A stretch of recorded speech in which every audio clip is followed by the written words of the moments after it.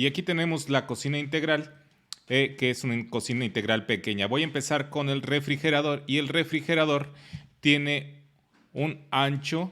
Primero les voy a dar todos los anchos de 100 centímetros para que pueda caber y queden estos pequeños espacios para que pueda respirar. Este mueble de aquí, como pueden ver, coincide con el mueble superior, que es el mueble del horno de microondas. En este caso tiene un ancho de 60 centímetros y aquí tiene sus cajones para cubiertos para cuando cocinemos algo rápidamente, pues nada más utilizamos este espacio de la cocina y ya no continuamos ensuciando toda la cocina ni yendo de atrás para adelante.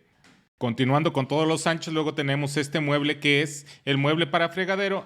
En este caso yo lo hice de 90 centímetros ya que mi tina mide 80 centímetros y así me queda un pequeño espacio aquí y un pequeño espacio aquí para poder cortar sin dañar el mueble. De 90 centímetros generalmente es que yo hago este tipo de muebles. Continuamos con los anchos. Y ya nada más les digo que aquí tiene un espacio para guardar nuestros desechos. Ya no se dice basura, ahora se dice desechos orgánicos e inorgánicos. En la parte de arriba tiene un pequeño nicho. Esta puerta abatible es un mueble que de la misma manera tiene 90 centímetros de ancho para que se vea que coinciden las líneas de arriba con las líneas de abajo.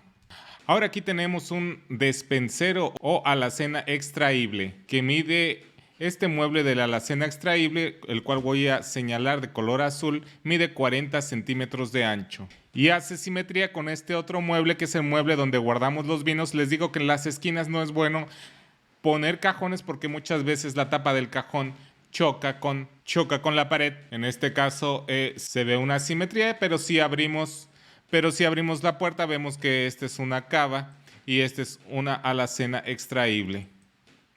En la parte de arriba igualmente tenemos la simetría con estas puertas que también son gemelas. Es decir, nuestra cocina está hecha en dos secciones. Esta sección es la sección de cocina y esta es la sección de almacenamiento. Y en la parte central tiene su estufa, de donde igualmente se pueden sacar los cubiertos de esta parte de aquí y las cacerolas de los cajones inferiores. Y ahí atrás se ven las conexiones eléctricas y de gas. Y en la parte de arriba tenemos estas alacenas, pero con cristal, con un cristal cálido de 6 milímetros, transparente.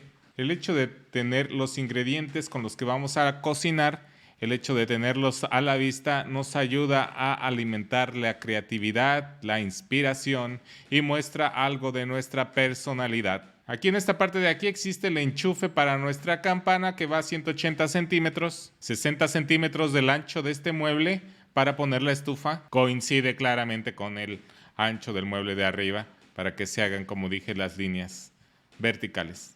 Ahora tenemos que desde el piso hasta donde termina nuestra cubierta ya nivelada deben de ser 90 centímetros de alto. Esta parte de la base es de 10 a 20 centímetros y yo pongo 10 centímetros de profundidad entre los gabinetes y la base, en esta parte de aquí.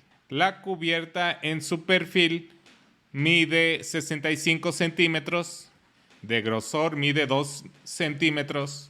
Y de largo nos las venden de 3 medidas, de 2.4 metros, de 3 metros y de 3.6 metros. Esta parte de aquí mide 60 centímetros, ya que debe haber claridad en cuanto a la entrada de luz y también una zona libre que nos permita trabajar claramente. Como pueden ver en esta parte de aquí, bajé un poco sacrificando el espacio libre, pero dando también un mejor acceso a nuestro horno de microondas. Este contacto de aquí debe estar a 120 centímetros del piso. Igualmente aquí en la parte interior hay un contacto para el microondas. La altura de mis muebles son de 60 centímetros. Igualmente ustedes pueden hacerlos de 80, de 90, etc. Si llega hasta el techo es mucho mejor. En esta ocasión tengo un plafón. Aquí se puede ver el ancho de la pared, que es de 18 centímetros. Y mi plafón, que es de... Aquí en mi país se le dice techo falso. Bien, ya les había dicho que 65 centímetros de la cubierta en su profundidad. Pero como pueden ver, sobresale un poco en esta parte de aquí para que las gotas de los derrames no caigan sobre mis puertas y así protegerlas de un daño. Desde la pared hasta donde terminan las puertas tenemos 60 centímetros de profundidad. En los muebles inferiores Esta parte de aquí de la base yo la hago de 50 centímetros, 60 centímetros, 65 centímetros. Y aquí están las medidas para que las puedan ver. En esta ocasión yo la profundidad de mis muebles superiores la hice de 40 centímetros, pero puede ser de 30 sin ningún problema. En esta ocasión pusimos porcelanato en esta parte de aquí, que se llama salpicadero. Primeramente hay que poner el azulejo y después instalamos los muebles. Esa es una pregunta que muchas personas me hacen. Este contacto de aquí va a 130 centímetros del piso. Tenemos un video que habla acerca de las instalaciones eléctricas y las instalaciones hidráulicas en la cocina. No olvides suscribirte a mi canal, dale like, comparte la información. Déjame aquí en los comentarios qué tipo de cocina te gustaría que yo dibujara. Para los que son expertos les pido que me ayuden dándome sugerencias y también ayúdenme a responder las preguntas de las personas que aún van empezando. Mi nombre es Jonás Jiménez y yo hago videos de cocinas integrales. Los veo en un siguiente video. Hasta la vista, baby.